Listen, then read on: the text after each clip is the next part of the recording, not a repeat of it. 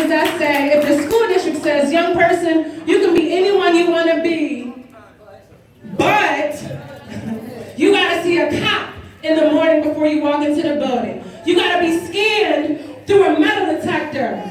But nobody knows your name in that school because they are overwhelmed. Because there aren't enough counselors who can know your name but have to send you to college. There aren't enough nurses. LaPortia Massey died in 2014. You want to know why?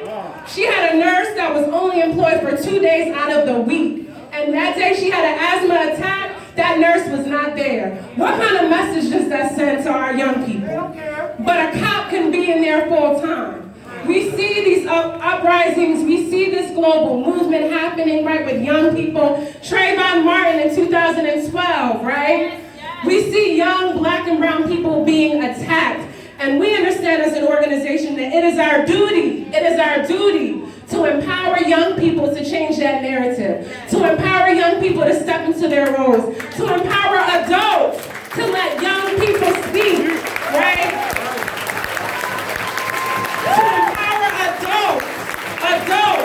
Right, to make room for young people. The only reason I'm here speaking today is because we have students who are so rocked, who are so traumatized by what they had to experience this school year, that it breaks their heart. How can you speak in front of a crowd where you have the trauma of how this school system doesn't care about you? In a pandemic, right? Before this pandemic, our students were in schools where they could barely have soap every day, barely have toilet paper, barely have water fountains that work. Before a pandemic. And then you know what? They had to wait a month just to get Chromebooks. This city, Comcast, doesn't even want to make sure our students can have free internet access. How do we have a fair public education system?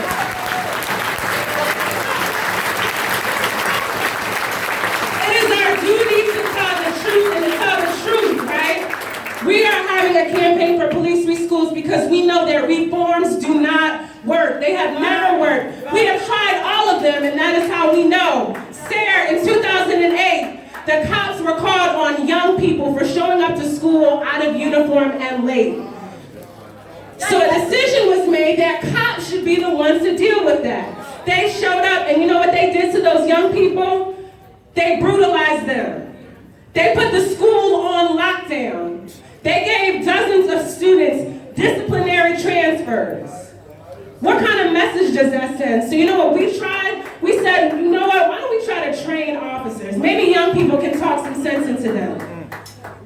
Do you think that changed anything? No. Do you think that changed anything? No. It did not. 2016 at Benjamin Franklin High School, a neighborhood school, our member, Brian Burney, a junior and a PSU member, attempted to go to the bathroom before the end of the day and had to talk to a cop just to get a key to take a piss. You know what that cop said to him? He said, you don't have a hall pass, so you cannot go.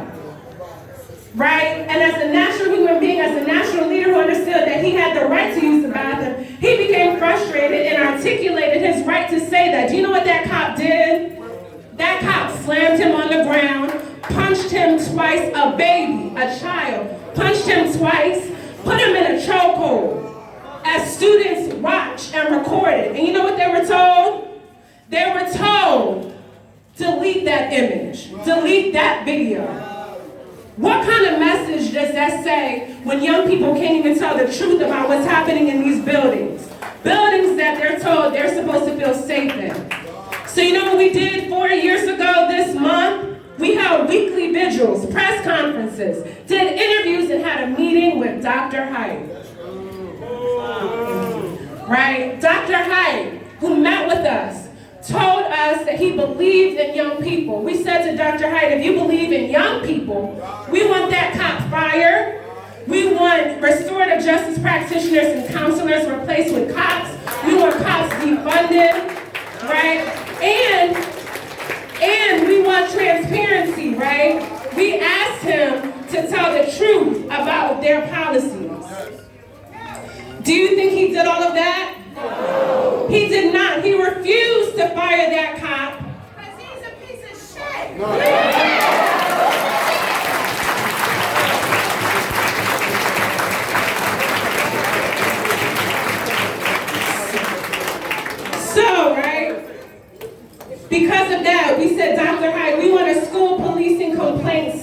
that that is the case.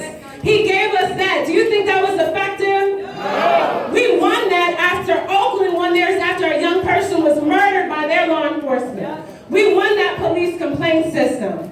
And it was not enough. Because we are here 4 years later still seeing young black and brown people being murdered, being abused, right?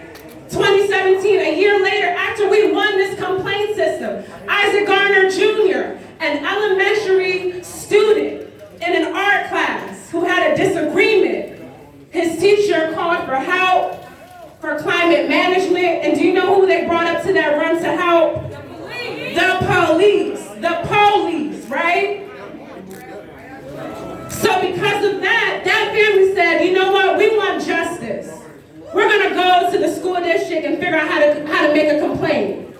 Guess what happened? They were not even told that there was a school police and complaint system put in place. They had to come to our organization for help because they didn't get the answers that they deserved, right? That cop abused a child in a bathroom, and that family did not get what they needed. We held press conferences and rallies to raise attention on it. And again, that was not enough. So we are here today, 4 years later, 10 years later, and talking about the school to prison pipeline, saying that we don't want any more reforms. The school district is talking about having officers in schools without uniforms so they can be officer friendly. Say, make it make sense. Say, make it make sense.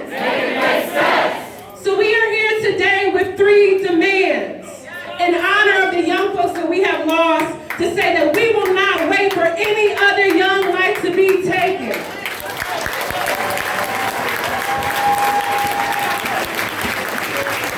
Police abolition is the only way out of this. No more reform, no more training, no more listening sessions.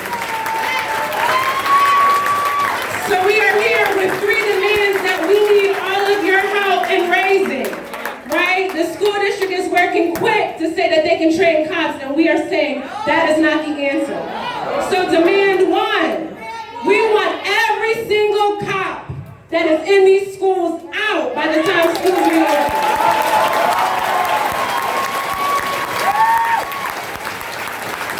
Demand number 2, right?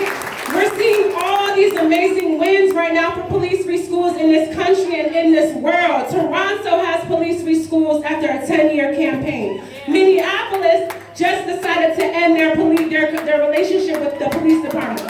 Denver, Richmond, California, right? And now Philly is on that fight with other cities like Oakland and Chicago. We want the Office of School Safety that employs 350 plus school cops out. This school district wastes $30 million to employ school police. That money should employ us. We want community control of our schools.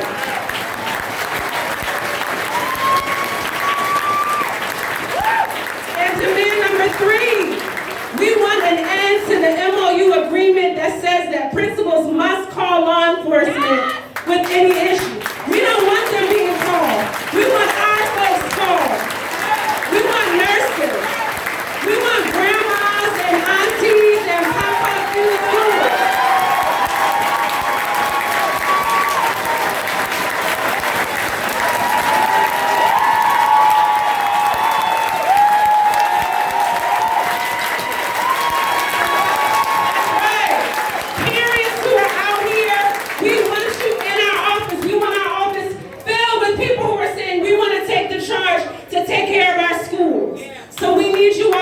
Support.